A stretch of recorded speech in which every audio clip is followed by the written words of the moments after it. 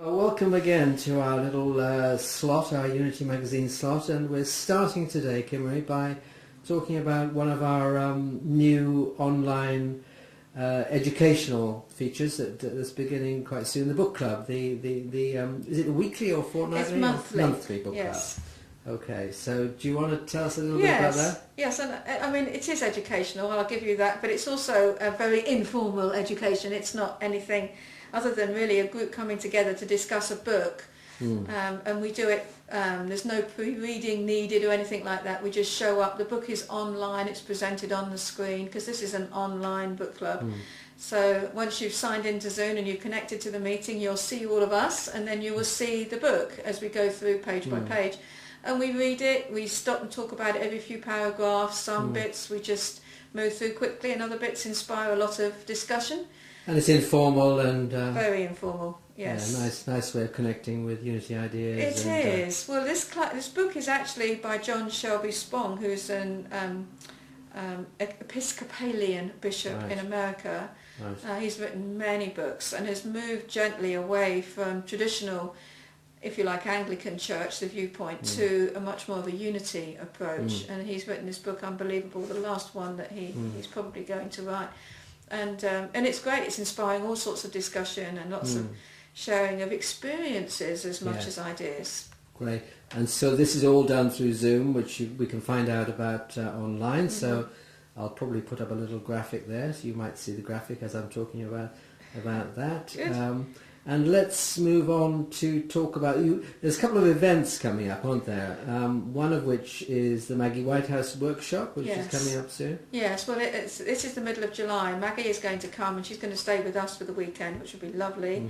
We'll have a workshop, Saturday workshop, at the Friends Meeting House, where we meet and hold our Sunday services all day on a Saturday. Yes. And then she's staying over, and she's going to be our speaker on the Sunday.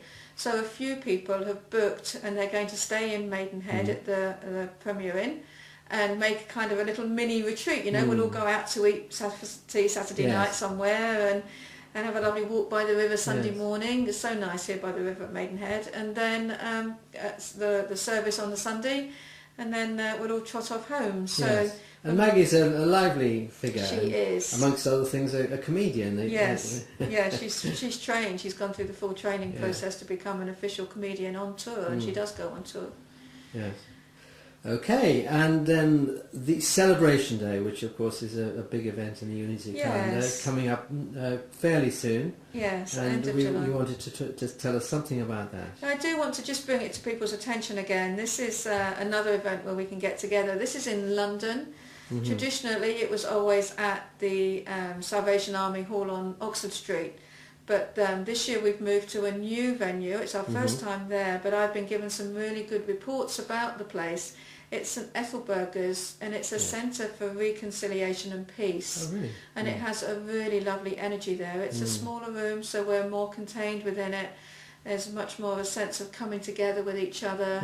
People come from near and far to join in this day. It's only £12 for a ticket to come in, and we've got our Unity songs and talks and meditation and awards of education in Unity, and we'll have a silent Unity table there and book tables. So yeah, it's a lovely opportunity to meet old friends in a very another informal way, but also getting some messages of Unity through too. Lovely, and that information on the website, and information for Daily Word people, there's a little flyer that gives more information about that. Okay, anything else? Anything else that's coming up that you wanted to highlight? Well, I wanted to highlight really the Zoom capability that we have now. We use Zoom for so many more things. We started off doing it here in our prayer room to open up our services at 9 o'clock and 12 o'clock, which is lovely. It's just really nice to have people connect in prayer. Yes. But we're also offering more online now through the book club we talked about. Mark leads a discussion group from Nottingham on Zoom. Gregory hosts their Sunday meetings on Zoom. We have our Sunday service on Zoom.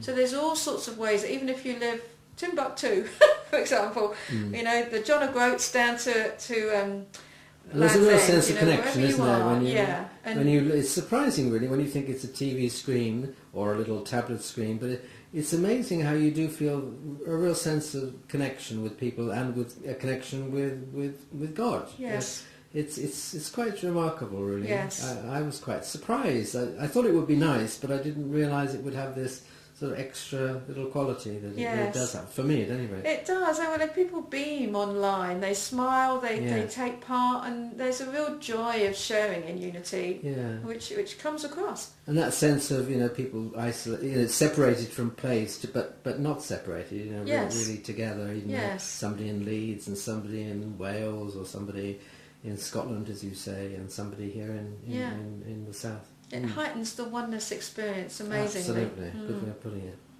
Okay, well let's end on that note of oneness, and look forward to seeing you again soon, Kimberly, and thank you, and bye-bye. Thank you, Steve.